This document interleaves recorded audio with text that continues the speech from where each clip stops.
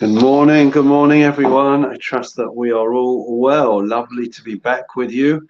Wonderful conference yesterday with all the Rabbonim and the Chief Rabbi and the Dayanim and trustees and directors of the United Synagogue. It finished exceptionally late, but we were delighted the way it turned out, and it was a true honor to be chairing it. So it was a great event, a great day. So we say good morning to Peter, to Clarice, to Estelle. I'm afraid I don't have any VIPs that are going to be dropping in or bombing my videos today. But let me share a brief idea. And obviously we dedicate our learning, as we do every day, in memory of all those whose Yortzeit coincides with today, as well as all those that we're saying Kaddish for during the year. Good morning, Rachel. Thank you for joining us. And the idea is as follows. This week's parsha, we'll come back to ethics of the fathers maybe tomorrow. This week's parsha is the story that you're all familiar with, the story of the spies, Jewish people poised to enter into the land of Israel, demand of Moshe that they should have spies that go to check out the land to see if they can conquer it. The whole thing was absurd and ridiculous, bearing in mind that they brought Egypt to its knees with the 10 plagues, splitting of the sea, and walked through the desert, overcoming any enemy.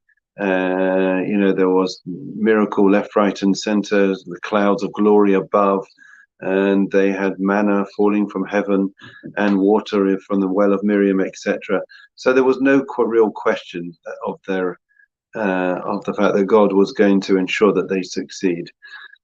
But they sent these spies, and the spies came back with an evil report. And what did they say? They said that the land is filled with Eretz Ocheles Yoshveha. It's a land that eats its inhabitants. What did they see? Wherever they went, they saw that there were funerals, burials taking place. Apparently there was a plague at the time, and there were large funeral processions wherever they went. And they brought back the big fruit, and therefore they arrived at the misjudged conclusion that this was a terrible place, and it was not worthy for the Jewish people to try to conquer it. The Stipler in Birchas HaPeretz asked the following question, based, I think, on the Ramban. What exactly did they do wrong? They were punished. They eventually they died.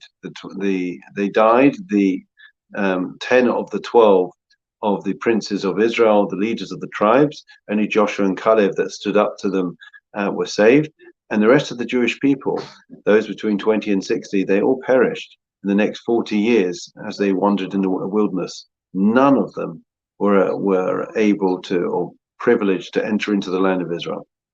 So what is it that they did and said that was so wrong? Surely they were only saying the truth, what they saw in front of them. Let me give you an analogy, which we've used before, and hopefully it will clear everything up.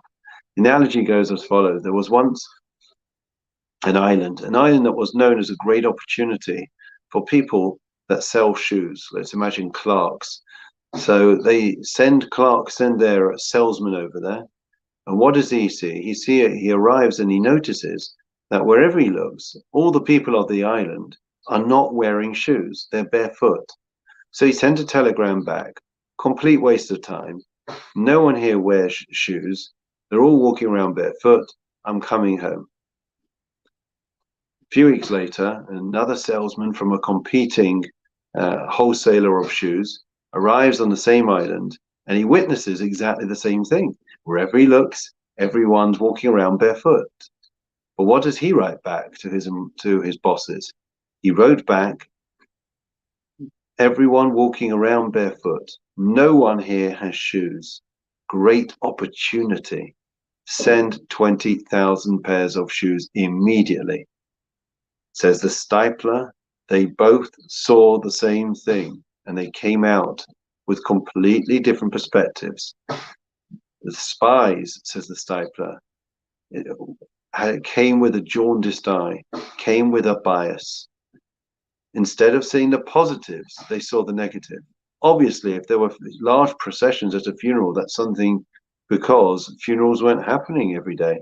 There wasn't a death wish on the inhabitants. And therefore it was something unusual, which is why there were such large crowds at funerals. And the fruit, well, the fruit, you could see it as a blessing. To have such large, luscious fruit is clearly means the place is blessed.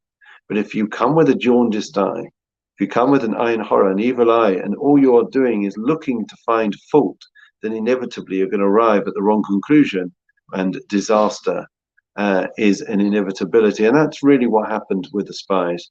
But friends, it is such an important lesson, and a lesson that I keep in my top pocket always. Life, the world that the Almighty created, life itself is the greatest blessing we could possibly have. Our lives are filled with blessing. So why don't we appreciate it? Why don't we enjoy it? Why don't we value it? And the reason is because instead of seeing that cup half full, we see it as half empty. We're seeing it as no one wearing shoes, and therefore there's no opportunity. Having a negative perspective. If you ask somebody in this country, and I think different countries and different cultures have different perspectives with this. If you ask somebody in this country, how are things? You know what the response of an Englishman is? Could be better. Could be better. Yeah, you ask them about how the weather is. It's terrible. If you ask somebody how they are and they're feeling good, they'll say, can't complain. Can't complain? Is that, it's like, if I could, I would, but I can't complain. If you ask an American how they are, they'll say, I'm awesome. It's great. Whatever they're doing is unbelievable. It's awesome. It's great. It's sensational. Everything is positive. The land of opportunity. Whereas here, it seems that we don't celebrate success. We're looking at things with a glass half empty rather than half full.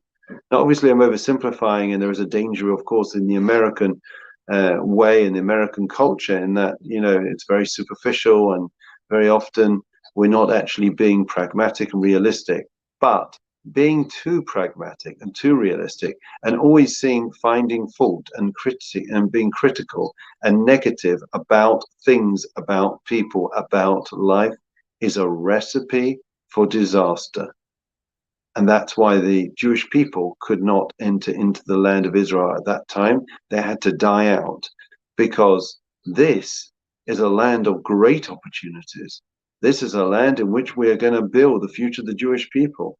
You want to come and be negative and just critical of everything? That's not going to wash. That's not who we are. The Jewish people and the land and Israel itself, if you ever look at its rebirth, its renaissance since 1948, it has been premised and prefaced by the fact that there is such positivity, such a dogged determination on the part of the people, such faith, such hope. Tikva means hope. And that is why I believe that we've seen such success, because if you believe in God, you believe in something bigger than yourself, then there are no limits, because He is limitless. Anything and everything is possible. It's just a matter of getting into the right frame of mind. So please God, we will, and you will, and thereby we'll see great success and blessing, shefa and bracha in our lives, in our families, and in our communities. Wishing you all well. Have a great day. Please God, we'll see you tomorrow.